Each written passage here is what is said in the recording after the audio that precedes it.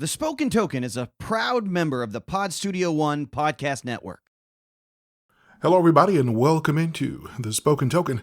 This is Larry Neal with a solo flight on the table.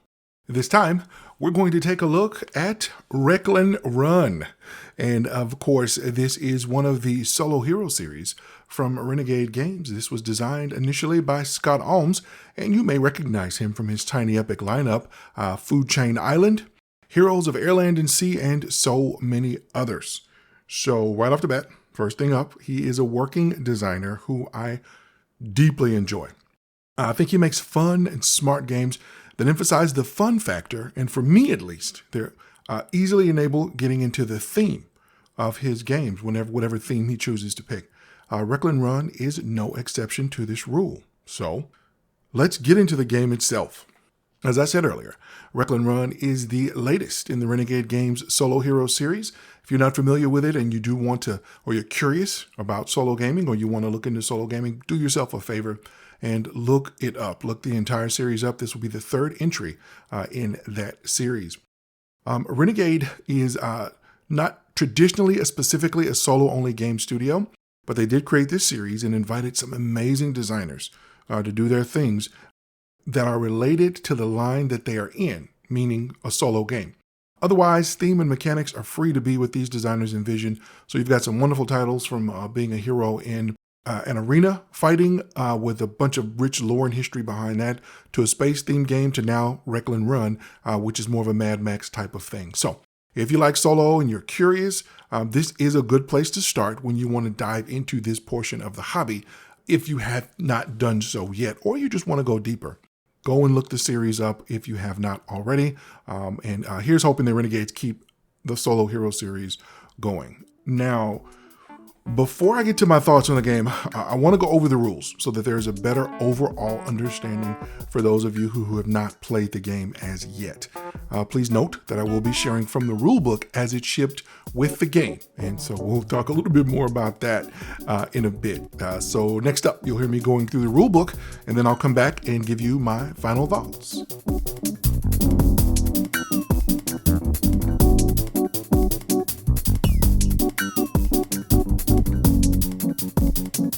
Hello and welcome to the Spoken Token Podcast. This time, expansion episode 01. Larry goes it alone for an on-the-table of single-player game, Wreckland Run by Renegade Games, in his inaugural solo flight. A Spoken Token exclusive in-depth look at the game from our unique point of view. We hope you enjoy it. So, sit back, relax, pull up your player board and turn us up as we join your host, Larry Neal.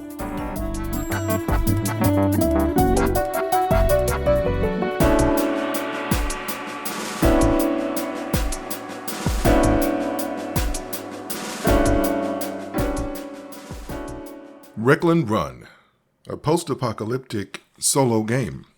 Game design by Scott Almes, published by Renegade Games. Gameplay overview. The game is played in 3 rounds, with each round having 2 distinct phases. 1, Wreckage, where you repair and outfit your vehicle with new and upgraded parts. And 2, Run, where you battle the enemy vehicles over a series of 6-step turns and live to survive another day. The third run also includes the boss car, a final foe you must defeat in order to complete your run through the Wreckland. You win the game by defeating the boss card in the third and final run of the game. You lose the game if your vehicle blows up before the end by taking damage to your core equal to its pre-printed strength. The first phase of every round is the Wreckage phase, where you pause to repair your vehicle and add new features. To set up for the Wreckage phase, you will need to first draw part cards and roll your dice to form your dice pool. You will draw a number of part cards noted on the boss mat underneath the round token and place them face up in your play area. These are the part cards that are available to you to build this turn. However, how you use them is up to you. After the cards are drawn, you then roll the 8 dice, the 3 red and 5 white dice. This forms your dice pool that you can spend to build and repair part cards on your vehicle. With the part cards dealt and your dice rolled, you are now ready to begin. Take one action at a time until you choose to end the round. 3 actions are available, and you may perform them as many times or in any order that you like. Those 3 actions are install, repair, re-roll. Once you are finished completing actions, move to the run phase. Next, we will discuss the actions. The install action allows you to pay for an available part card and add it to your vehicle. This is the main action performed during the wreckage phase. Your vehicle has 8 slots where you can fit part cards. The center area is for keeping track of core damage. You cannot place a card on it. Each part card has the requirements to install them onto your vehicle. Note the bottom of the card to see the requirements. These are typically sets of the same value, runs, or the sum total of dice values. To install a part, pay the cost listed by spending dice or scrap for their die value shown, then place the part onto your vehicle. White dice may be spent without any penalty. However, note that red dice come with a potential drawback when spent. When a die from your pool is spent, remove it from your pool and place it beside the play area. Once a die is spent, it cannot be used again during the wreckage phase. You may place your new part on any open slot in your vehicle. Simply place it on that open space. If a part is in the slot you would like to place a new card, you can discard the old card and replace it with the new one. Remove any damage tokens from the removed part. The new part is placed with no damage. There are also slots on your vehicle that have pre-printed parts. You may cover these with new part cards. However, once they are covered, they cannot be upgraded with new special upgrades. Please note, when outfitting your vehicle with parts, be mindful about which dice slots you make available to yourself. Having a variety of different values will help to make sure you'll be able to use as many dice as you can. Along the edges of your part cards, many times a red border with barbed wire is shown. During the run phase, if the barbed wire portion of a card is along the outside edge of your vehicle, your card deals +1 damage when ramming. When placing new parts, try to position them in ways that allow barbed wire to be along the outside edge for maximum ramming potential. Cards in your scrap pile can be used as scrap for their shown dice value. When a scrap card is spent, it is returned to the appropriate discard pile. Scrap cards can be paired with dice or used on their own to install new cards. You are not required to use scrap cards collected in a previous round, and they may be saved for later in the game. If multiple die faces are shown, you may use one of the die faces, but not both. Die faces in red on the scrap cards do not count as using red die, which is outlined in the next section. Red dice are unstable to use and require extra care. After you use a red die to build a part or repair, immediately roll it again and reference the boss chart on the wreckage phase side to see what the results are in the campaign book. No effect or perhaps a negative consequence may result. Once the red die result has been resolved, remove it from your pool and place it to the side of the playing area. Each vehicle has 3 special upgrade cards available that can be installed for the cost listed on them. They remain face up and available during the game until they are installed. However, these upgrades can only be installed to improve the part listed on the upgrade card. Simply pay the cost and place the upgrade over the corresponding pre-printed ability on your vehicle. At the beginning of the second or third round, you may have damage on some of the parts in your vehicle. This is represented by damage tokens. You may spend dice in order to repair them. To repair a part, you must spend a die equal to or greater than the dice face on the card. If there are multiple die faces, you only need to spend 1 die, and you can never repair the core. If you spend a die that is greater than the value shown, then you may remove up to 2 damage from that part. If you spend a die that matches the value exactly, then you may remove all of the damage on that part. You may spend multiple dice on the same card. You may use red dice, other part cards, or scrap to pay for a repair. A part that is covered with a destruction card cannot be used or replaced with a new part. It must be repaired by paying the cost listed. Once this cost is paid, return the destruction card to the destruction card stack. This repair can only be made during the wreckage phase. In order to make sets work, you may need to re-roll your dice to make better sets. You may discard one part card from those face up to re-roll any dice that remain in your pool. You may choose not to re-roll some of the dice. You may continue taking actions until you choose to end the round. You may choose to end it voluntarily or because you hold no remaining dice and/or part cards. After the phase ends, gather up all the dice again, then discard any part cards that were not installed on your vehicle. Run. The enemy is upon you. After you've properly outfitted your vehicle, it's time to get on the road. In this phase, use your dice to activate areas on your vehicle to attack and ram enemies, or activate special powers. To set up for this phase, you must first deal a number of enemy cards. Note the boss page in the campaign book to see how many enemies get drawn for this phase, which is identified by which round it is in. The chart shows you where the cards get added. These cards are played face up into 4 different sections around your vehicle: front, left, right, and rear. During the phase, the enemy cards move between different sections. This determines which weapons you can attack with and where they can attack you. Deal the cards from the enemy deck randomly and fill out each area. In the very rare event that you run out of enemy cards, shuffle the discard and continue drawing. Note, in the 3rd round, the boss shows up. This will be covered in the final run boss battle section and give you more information on all of the changes. After you've drawn all of the enemy cards, take all of your dice, white and red. You are now ready to begin the run.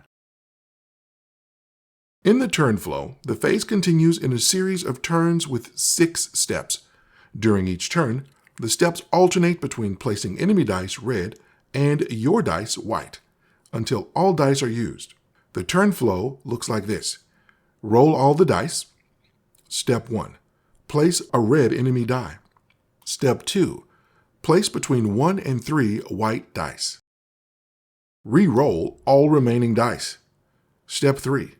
Place a red enemy die. Step 4.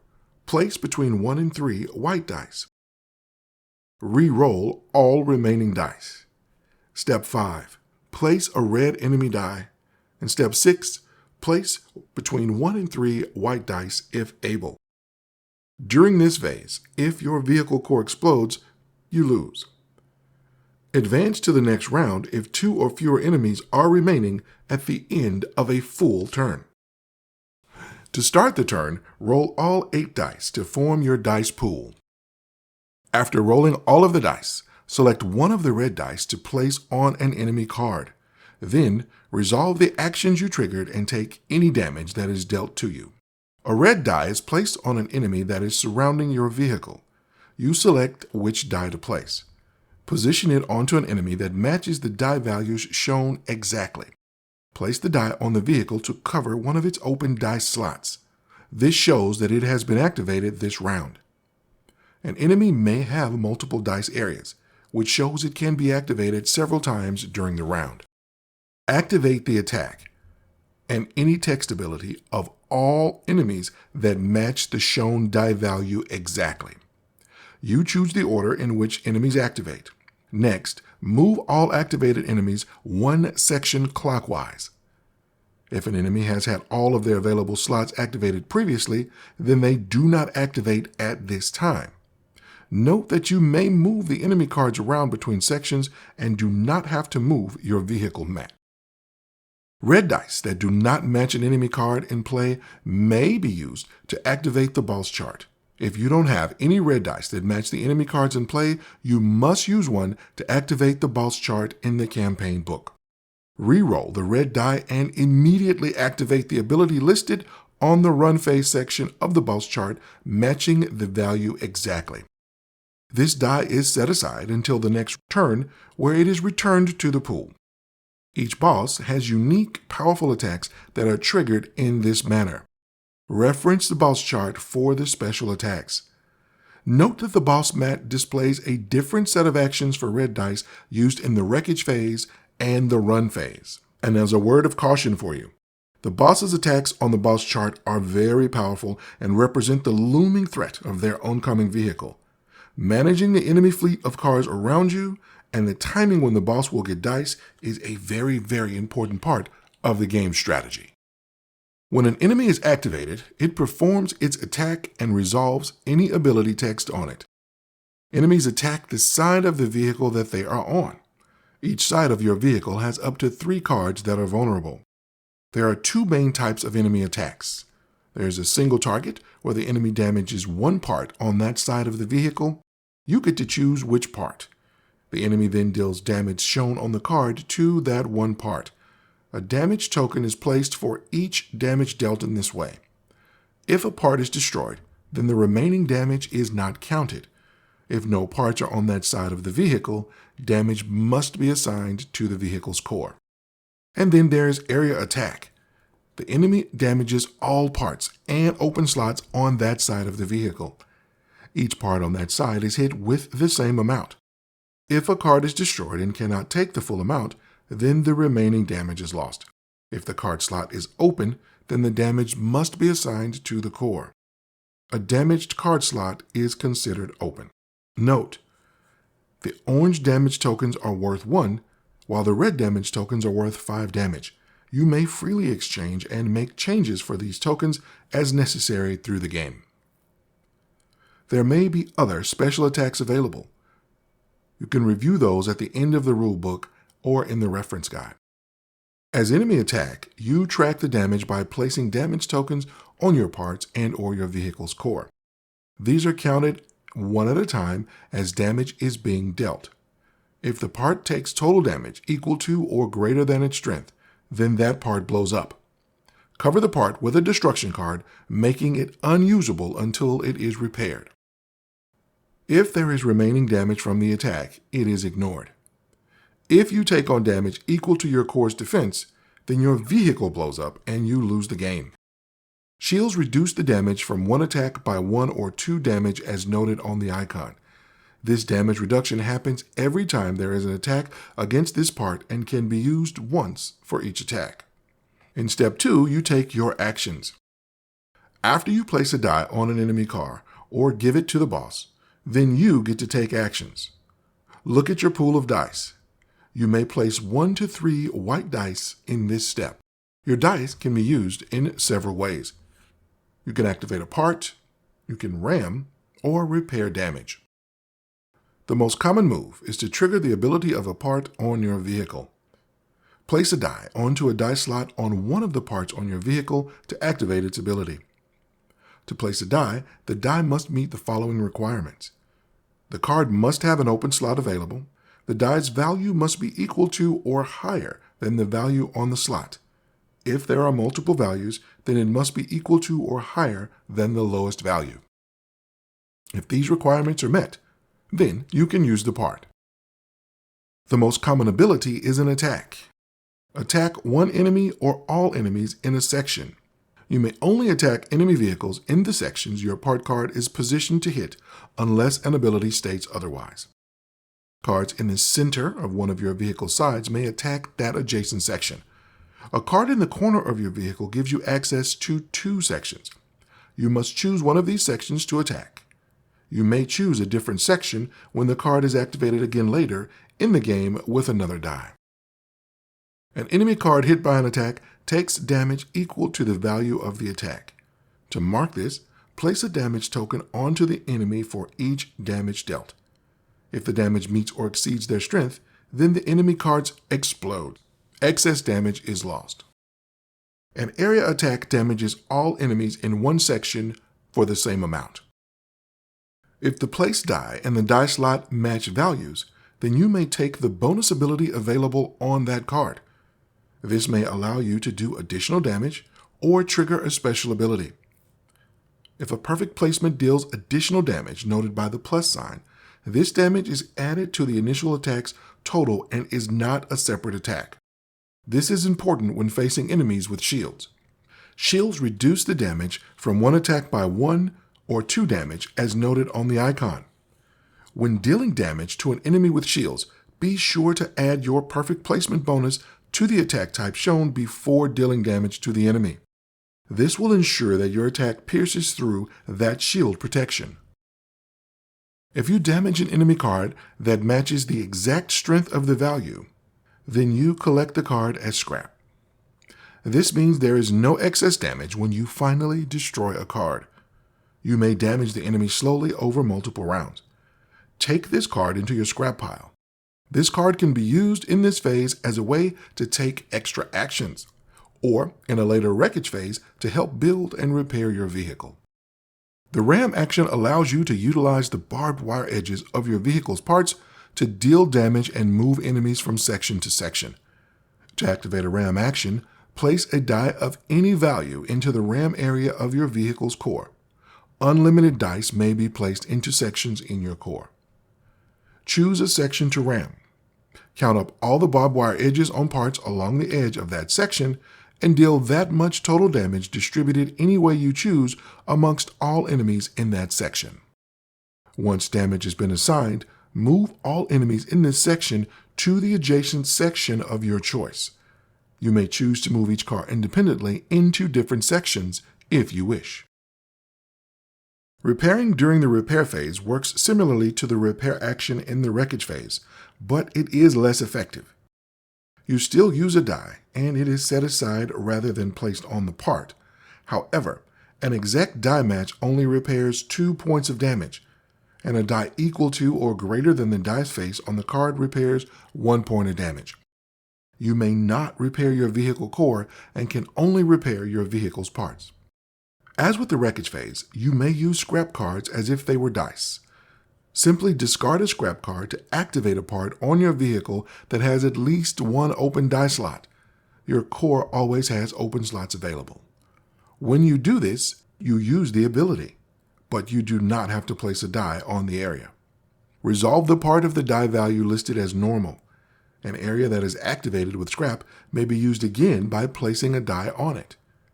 If multiple dice are listed on a scrap card, you may only use one of the dice on the scrap card. Scrap is a very powerful tool in your arsenal. Activating with scrap does not count against your total white dice used during a part of the turn. Also, scrap can be used immediately once gained. If you roll a 1 or a 2, you have 3 special abilities available. In addition to using it for ram action, place a die value of 1 or 2 on the core below the ram section. A single placement allows you to choose to activate one of the 3 listed abilities. Reroll the rest of the color, adjust another die by 1, or store a die. You may use any number of 1s and 2s this way throughout the round. Note the reference section in the rulebook for more about all of these powers. You must place at least 1 die during each action step. Any remaining dice you do not place will be re-rolled in the next step. You may not set any dice aside unless a special ability allows you to do so. If you are unable to place any white dice, then you must discard one. Your driver has a constant ability that may affect the run phase of the round. This ability can be used any time during the run. Be sure to use this ability whenever possible. After you have finished step 2, then you must re-roll your remaining dice. This includes the red dice. Then the process repeats. This continues until 3 red dice have been placed and you have used all of your white dice. Re-roll all remaining dice. Step 3, place a red enemy die. Step 4, place 1 to 3 white dice. Re-roll all remaining dice. Step 5, place a red enemy die. Step 6, place 1 to 3 white dice if able. Then the turn ends. In the final step 6, it is possible that you do not have any white dice to place. If so, after the red die is placed in step 5, the turn ends. After you complete all the steps and the end of phase requirements have not been met, then you begin a new turn. Take back all of the dice of all colors. Re-roll the dice, start with step 1, and continue. The end of phase requirements are noted in the next section. The phase ends when you reach the end of the turn and there are only 2 or fewer enemies left. Discard any remaining enemies and remove the round marker to the next phase. In the last phase of the third round, you will face off against the boss car. After miles and miles of steel carnage, the boss car has finally caught up with you and you must defeat it, along with the other cars, in order to back your clean escape through the Wreckland. Set up the phase as indicated in the boss mat. There is a new icon, the boss car. This boss car, represented by a car with the boss's symbol, is now included in the run as well. You win this phase and the game by eliminating the boss car. The boss car can be assigned dice to attack and move around your vehicle like any other car. However, it gains the protection of the other cars. The boss car can only be damaged if it's the only car in its section. Otherwise, it cannot take any damage, no matter what type of attack it is. Some of the bosses may have variations to this rule. Note their mat for any additional rules. Red dice that cannot be placed on an enemy car or boss car are still used to activate the boss's special attack on the boss mat. Once you eliminate the boss car, you have won the game. You win the game immediately by defeating the boss card, dealing damage equal to or greater than its strength in the third and final run of the game. You lose the game if your vehicle blows up by taking damage to your core equal to its strength. Once you've beaten the current chapter, you may progress to the next one. As before, you'll read the next part of the story, open any envelopes mentioned at the end, and then set up the game for the next chapter. Keep in mind that enemies and parts introduced in a previous chapter are always shuffled into their decks for the remainder of the campaign as noted in the campaign book.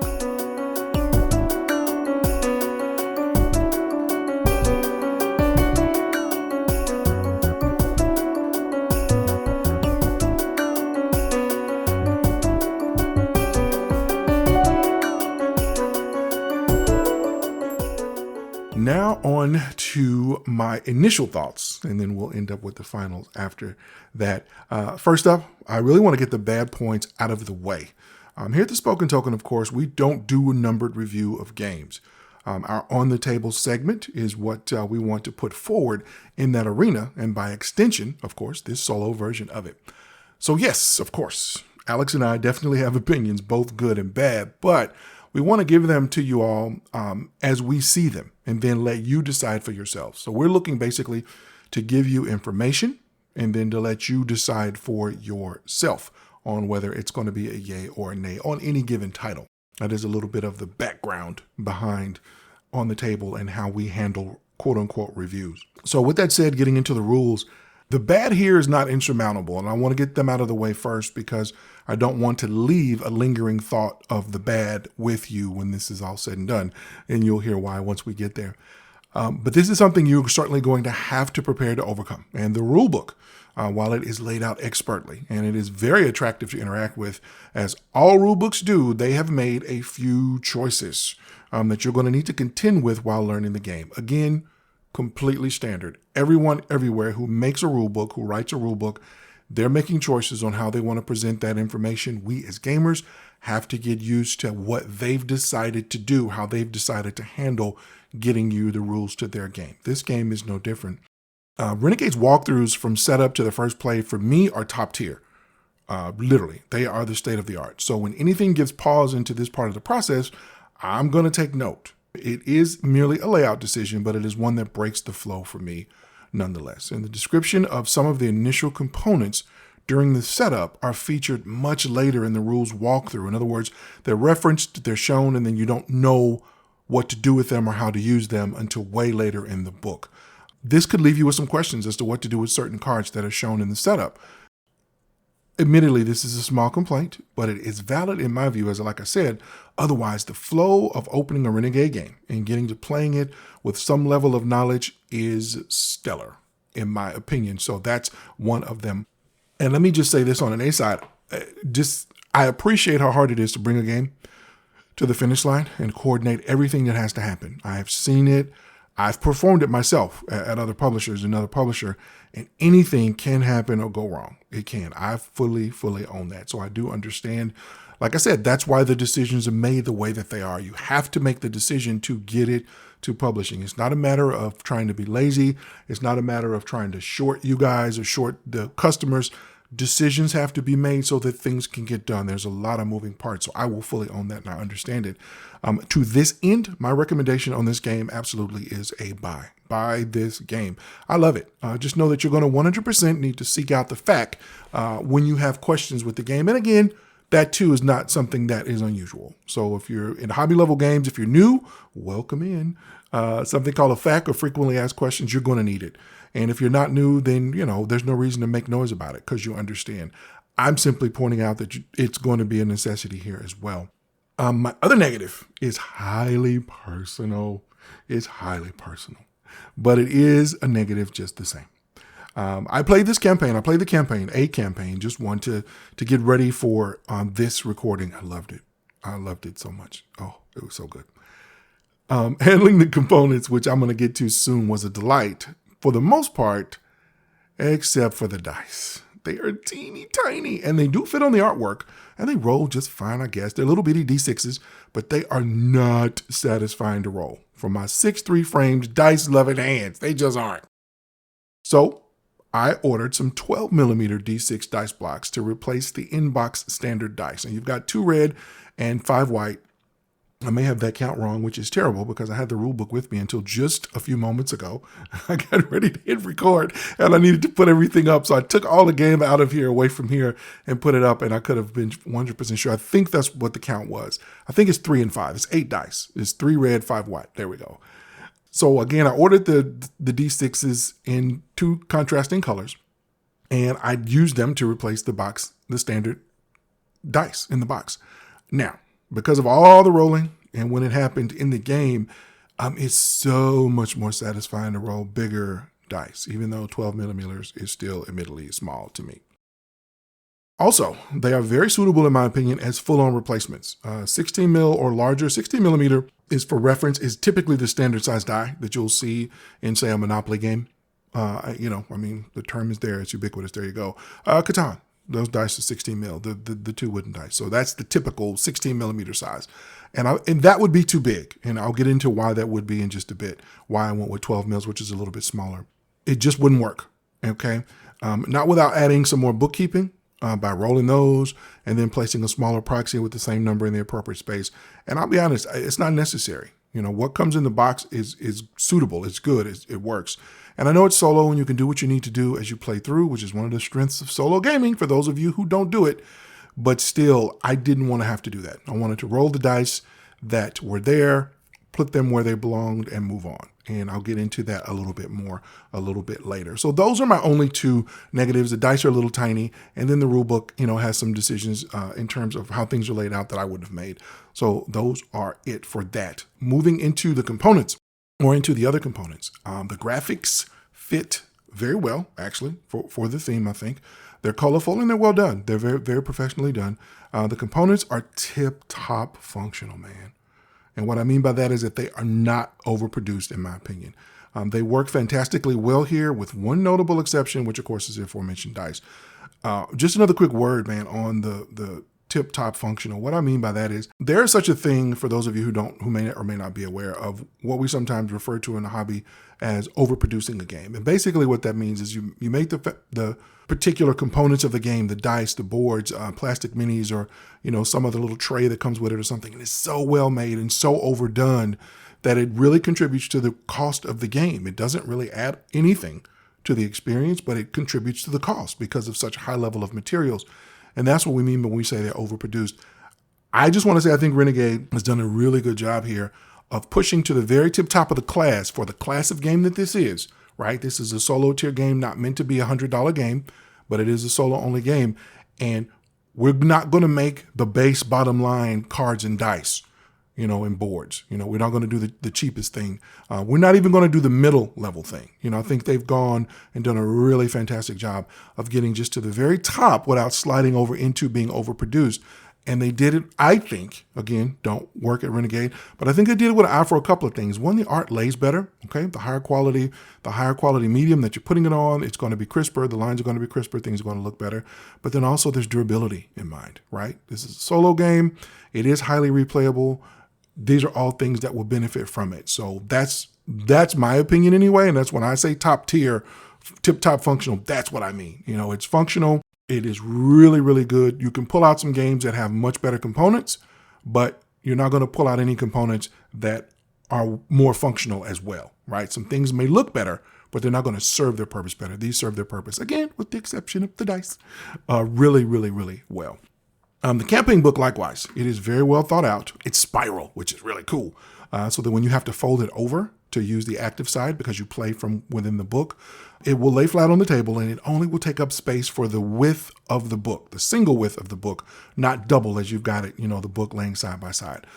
This is a very wise decision for space and, again, for durability because it's spiral. You don't have to worry about breaking the spine by folding it open, holding it open, keeping it open. That's just brilliant. I love it. It is very sufficiently durable and it is well made. The writing in the book is engaging and I think it's well done. You should get some enjoyment out of it your first time through.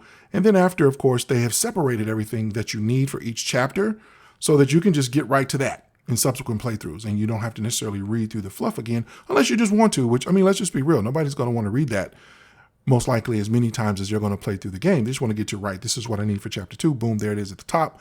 Do your thing. And it's fantastic. I love that. The cards are mini cards, which again, big old giant hands. So they are not my favorite, but they are very thick. They're sufficiently thick. And there are envelopes included with the game to hold the chapter components. And these are printed paper envelopes, little small envelopes.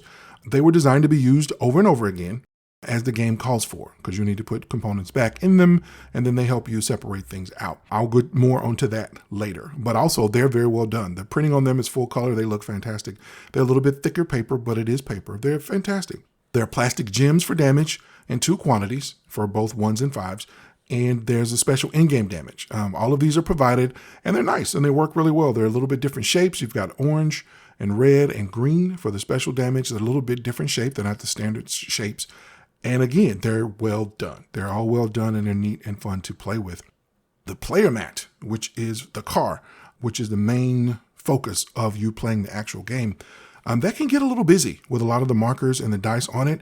But I'm going to dig into that one next, actually in the next section as well. But it too is very well done. It's very thick. It has a really nice finish on it. So it's done really well. Like I said, I'll get into that here in just a moment.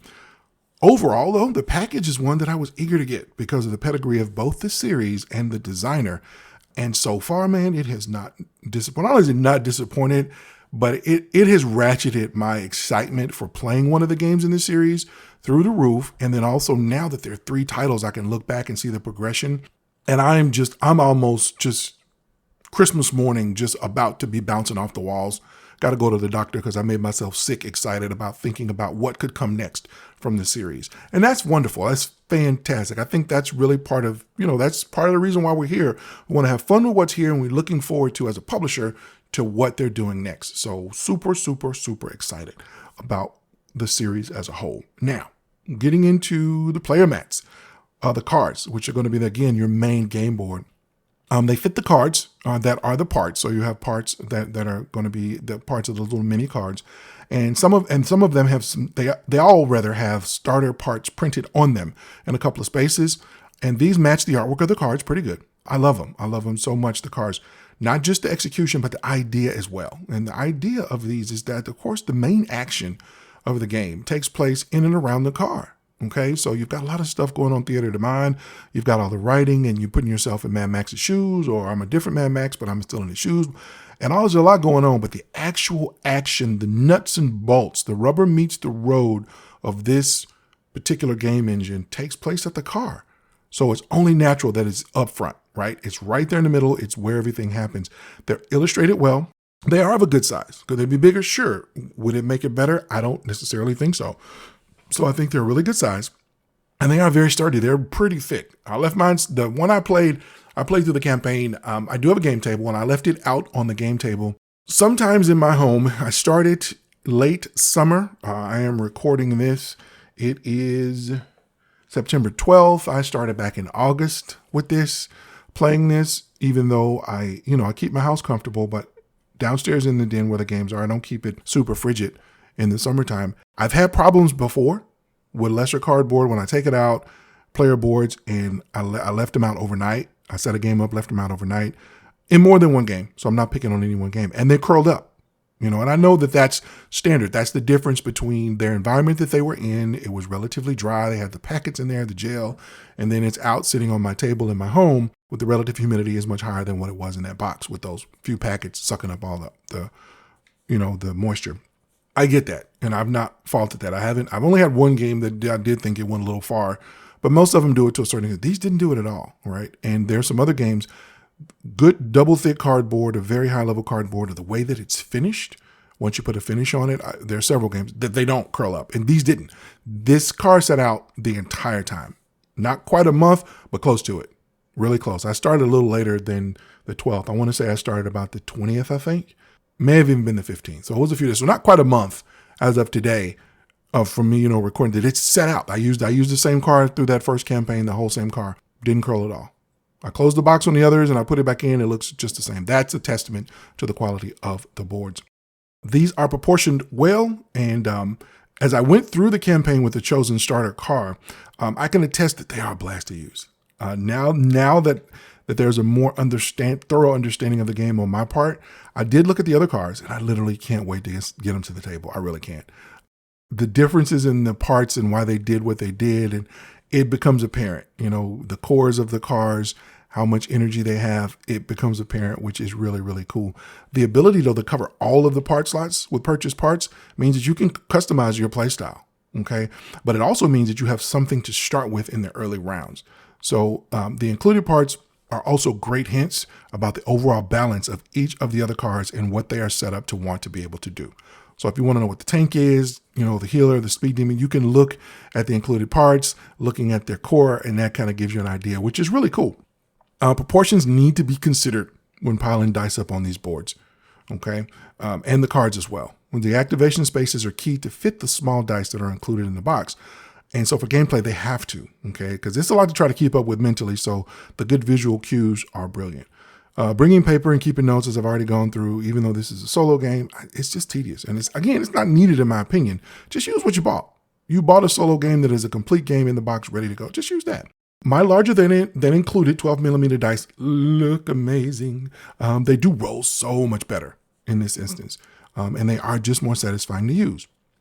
Some cards, not all of them, but some of them have spaces for more than one die on them. Okay, so when you take this into account and you add damage markers, it would become impossible to read the card with everything on it without moving stuff around. To be fair though, okay, that's the same with the smaller dice. I played the first 2 chapters with the dice that were included because I finally made up my mind. I kept going back and forth about whether or not I was going to buy the new dice.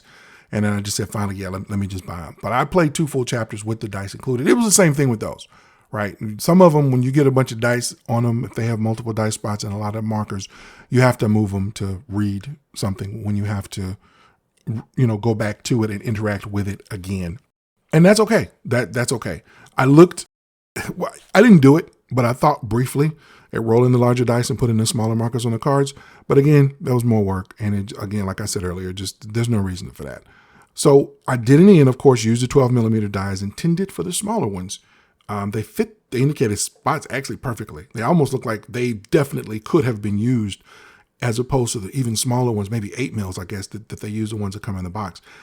They don't feel like from that standpoint that they're components that were not originally released with the game. Okay, so I'm super glad that I bought them. You're going to have to be judicious with your marker placement no matter what size dice you use. Okay, this is one of the game engine's quirks. Okay, this is one of the things that this game engine, because you have to do it, so just be ready for it. It did melt out of the way for me after a while. The thicker nature of the card stock of the cards that you lay down is really, really good also. And it inspires a ton of confidence when you have to move a card that's got dice and markers and then put it back perhaps without clearing it off just because you need to move it for some reason. They don't feel flimsy. They can hold up to that, which is really good. They are minis though. And while they are not my favorite thing ever, I can honestly agree here that this game I do agree that this game would not have been the same with standard size cards and a large enough cardboard to accommodate them. It would have made everything bigger, but I don't think it would have really made it better. I haven't yet, but I will most likely sleeve the mini cards because you do have to shuffle them. They are paramount to the gameplay. I'll report back if I do. When and if I do, I'll bring that up in a major episode, a full episode, or maybe even I'll do another expansion, never know, once I get them sleeved, how I like living with them sleeved. The package here is in a footprint that compares to the other games in the series. The box is the exact same size.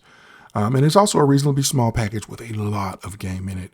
So that in and of itself is a huge feat. And I think that is fantastic. Speaking briefly again on the envelopes that come with the game, they are designed to keep the chapter specific components and the cards for those chapters organized. They are sturdy and they were designed to survive being used more than once. So I'm going to say this. If you get these, if you open them, take out all the contents and toss them, the envelopes, first up, you're heartless. These are so well crafted. Just take a moment to look at them when you get them, how good they look, how well they were printed on. Everything is lined up.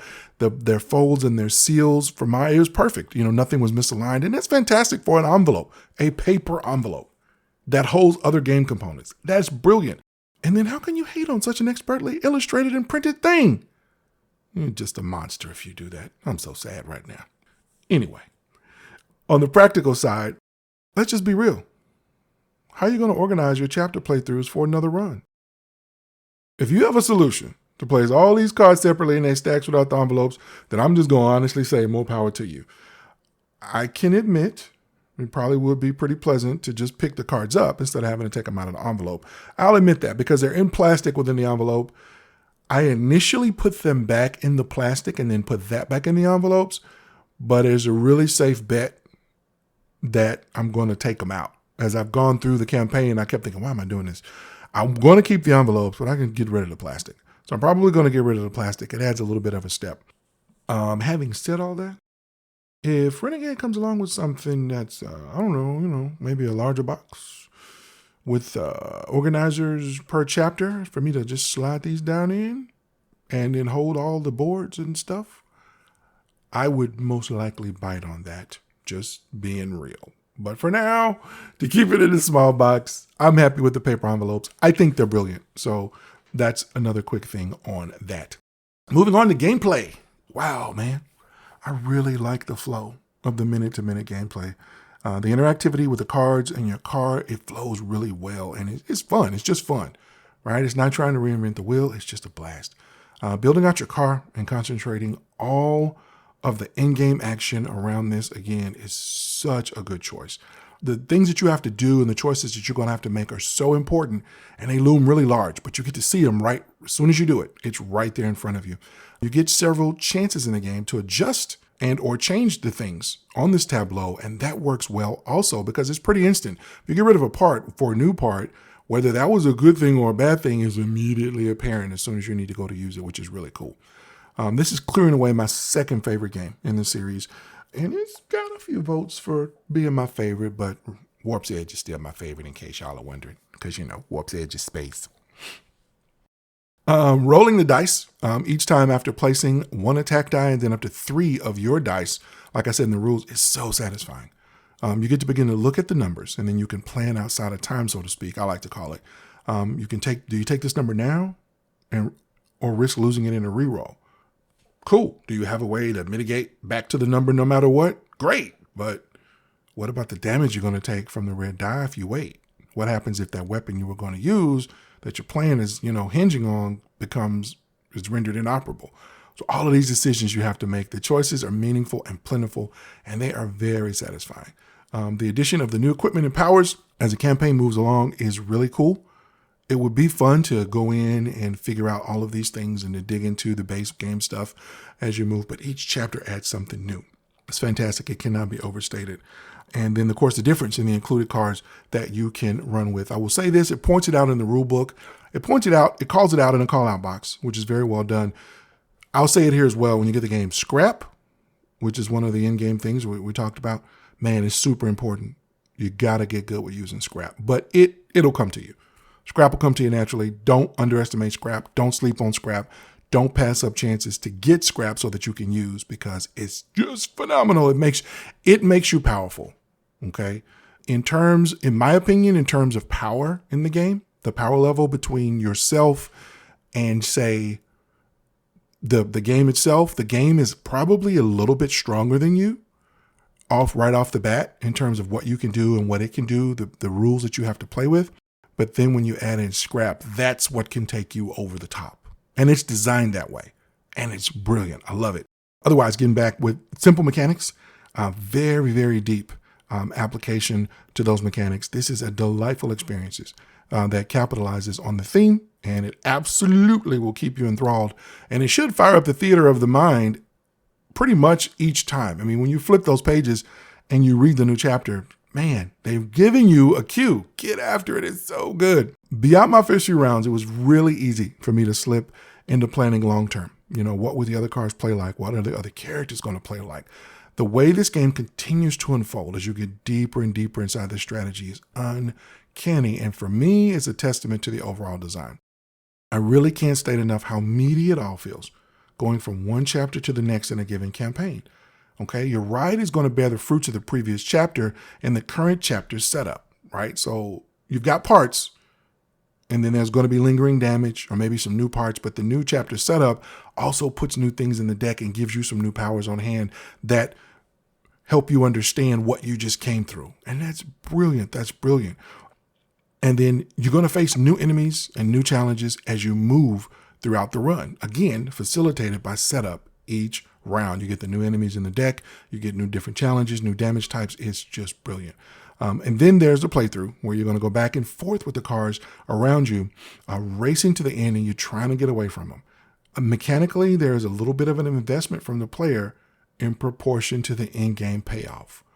Yeah, it does seem like you're doing a lot. It does. It's going to seem like you're doing a lot as you're learning it, as you're going through it. Once you get into it, after you've gone through, probably within that first chapter, you're going to be thinking, oh, okay, yeah, I get it. I get it. Because you've got so many different things you can do, and it's really relatively straightforward as to what you can do, but it's so intricate and so cool. Your choices are going to work instantly or not. And then your scaling using scrap, there that is again, and mitigating the die rolls, it's up to the player. And it will absolutely mean the difference between winning and losing. It absolutely can. And despite all of this, none of it feels scripted in any way. You are always aware that this is a fluid, dynamic, never the same twice playthrough type of game. And it's an absolute gem for that, in my opinion. Moving on to the theme. As stated previously, for me, the theme works hand in hand with the mechanics to really good effect. Okay, you bolt on parts only to have them damaged and then repair them, or just bolt on their replacements.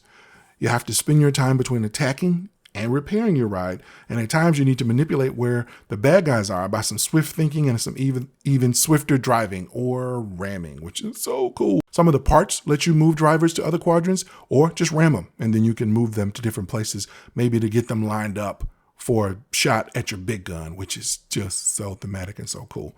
It's very engaging. And if you like the setting at all, so just again, think Mad Max, if you're not sure, then you're in for a treat. That the game is solo and that you can interact with it at your own pace is a very smart choice. And for me, it only serves to help drive even more the immersion in your individual sessions, because you can do what you need to do, from the soundtrack to visually to lighting to the time of day, time of year, whatever. You can do it how you need to do it. And so that just helps you be a little bit even more immersed.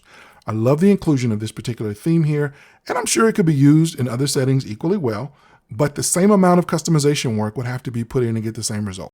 Okay, what I do not believe is that you could just bolt in a new theme onto this current engine and have it be so fantastically well matched and smooth. I really don't.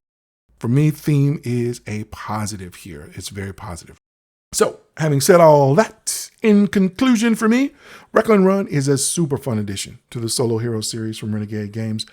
The components are stellar and top of class and not overproduced. Gameplay is novel and engaging. The rules, while having some things in places that work counter to the excellent learning to play setup flow that normally the Renegade puts forward, they're otherwise laid out very expertly, and quite frankly, they're more accessible than a lot of other modern rulebooks. The value, which is something that I didn't touch on yet, it's good. if you grab the crowdfunding and got the expansion also, or right now, it could even be very good because it's actually a bit cheaper than the early pricing from the pre-order. So from good to very good on value. If you plan to pick that up later, that's okay. They're talking about the expansion. There's a lot of play in the main box in the campaign mode, or you can just drop in and go for a run. Either way, there is a lot of adventure to be had here. And the writing in the campaign book is excellent and worth at least to read through the first time through. So this is a very positive package that I can say, if any of this interests you, then get yourself a copy and go and head out on a run as soon as you can. Again, that's Wreckland Run by Scott Almes, published by Renegade Games as one of their Solo Hero series games, released initially through crowdfunding in 2022. So, for The Spoken Token, I am Larry Neal saying keep communicating and definitely keep playing.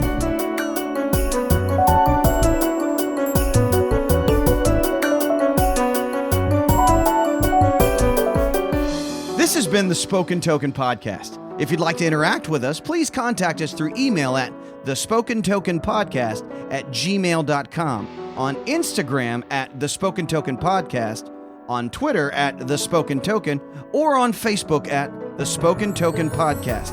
And you can reach us through our BGG Guild, number 2656.